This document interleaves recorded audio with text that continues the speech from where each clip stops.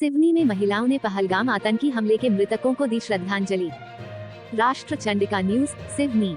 जम्मू कश्मीर के पहलगाम में हुए आतंकी हमले में शहीद हुए सुरक्षा कर्मियों को श्रद्धांजलि देने के लिए सिवनी की महिलाओं ने गांधी चौक पर एक भावुक कार्यक्रम आयोजित किया। कार्यक्रम में दर्जनों महिलाएं शामिल हुई, जिन्होंने दीप जलाकर शहीदों की आत्मा की शांति के लिए मौन रखा। कश्मीर के पहलगाम में 22 अप्रैल को हुए भीषण आतंकी हमले में मारे गए निर्दोष लोगों को श्रद्धांजलि देने के लिए सिवनी जिले की महिलाओं ने एक शोक सभा आयोजित की। इस हमले में 26 लोगों की जान चली गई थी, जिनमें एक भारतीय नौसेना के अधिकारी भी शामिल थे। सिवनी की महिलाओं ने दीप जलाकर 2 मिनट का मौन रखकर और प्रार्थना करते हुए शहीदों को श्रद्धांजलि अर्पित की।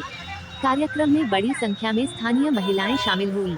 उन्होंने शांति और एकता का संदेश देते हुए कहा कि आतंकवाद किसी समस्या का हल नहीं है और हमें एकजुट होकर इसका सामना करना होगा। इस अवसर पर वक्ताओं ने कहा कि हमले में जान गंवाने वाले सभी लोगों की कुर्बानी को देश कभी नहीं भूलेगा।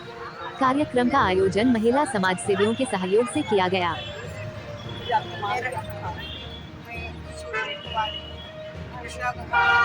जो मेरा भतीजा समीर बुआ का जन्म सीनी में ही हुआ, सीनी में ही उसका एजुकेशन हुआ, पढ़ाई लिखाई हुआ। सर्विस के नाते उसने सर्वप्रथम नासिक में, उसके बाद दुर्ग में, उसके बाद उसका ट्रांसफर कलकत्ता भी हुआ। कलकत्ता में आज वो 27 वर्ष से, और वो नेशनल सैंपल सर्वे ऑर्गेनाइजेशन का अधिकारी है, वो बड़ा अधिकारी है, उस अधिकारी पद पर है वो। उनका परिवार, पत्नी और उनकी बेटी, पत्नी चबरी बुआ एवं बेटी शुभांगी बुआ को लेकर वह श्रीनगर में घूमने गए। हमें नहीं मालूम था कि ये हमारे साथ किया जाएगा।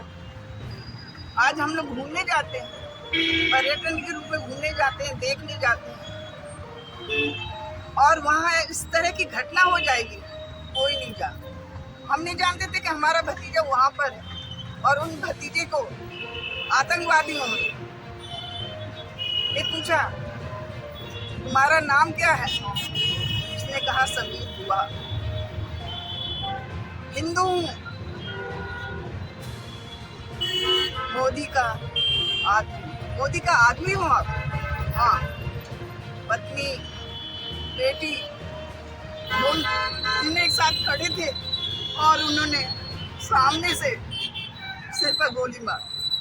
1, 2, 3 गोली मारने के बाद वो चेहरा छितर गया। उनकी पत्नी शबरी बुआ ने जैसे ही उनकी शरीर को संभालने के लिए वो हुआ, तो वो गिर गई। गिरने के बाद उनको पैर में टूट गई। उसी समय बेटी ने कहा, माँ उठो, क्या हो गया? खाते समय ही उनकी वो लड़की भी बोलना, मुंह से शब्द निकलना कुछ नहीं है। आज तक वो लड़की नहीं बोल पा रही, आज तक वो लड़की नहीं बोल रही है, और हमने अस्पताल में भर्ती किया। और तो कहा गया है कि हम वहाँ नहीं पहुँच पाए, हमको टिकट नहीं मिली कल, और मैंने एक टिकट मिलने के कारण मैंने उनका बड़े भाई को वहाँ पर भेजा कि कम से कम तुम तो दर्शन कर लो। पर तो सरकार ने अपने प्रोटोकॉल में थे, इसके लिए उन्होंने अपने ही उसमें ये कार्य को संपन्न किया। मैं सभी,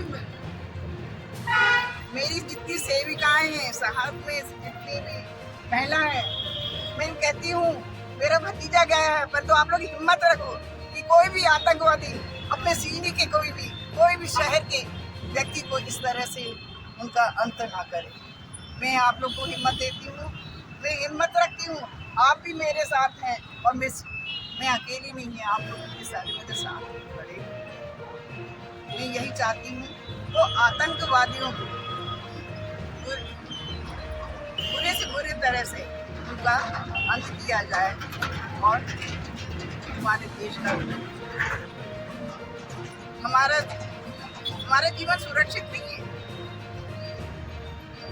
आज अब पर्यटक लोग जाते हैं घूमने के लिए कि हम घूम के आएंगे। माता का लाल घूमने के लिए पर्यटक घूमने गए पहलगाम, और वहाँ पर आतंकवादियों के द्वारा उनकी निर्मम हत्या कर दी गई। यह हम सब के लिए बड़ी दुखद घटना है जो हमारे बीच का हमारा वादा है। ऐसे 27 लोग जो परिवार के साथ में वहाँ पर घूमने गए थे और बड़े आराम से समय बिता रहे थे, परंतु ऐसी अनहोनी घड़ी आई कि उनके हंसते खेलते परिवार पर जब आतंकवादियों ने न जाति पूछी न भाषा पूछी, सिर्फ धर्म पूछ करके उनके सीने पे गोलियां दागी। इसलिए मेरा तो कहना है कि ऐसी जो घटना हुई है इसके लिए जिसने भी किया हो, आतंकवादी शब्द आ रहा है, उनको शासन से, प्रशासन से और हमारे देश के मोदी जी सबको ढाढ़स बता रहे हैं कि जिन्होंने ऐसा कृत्य किया है उनको मैं नेस्त नाबूद करके रखूंगा। भारत माता की जय। और जैसा कि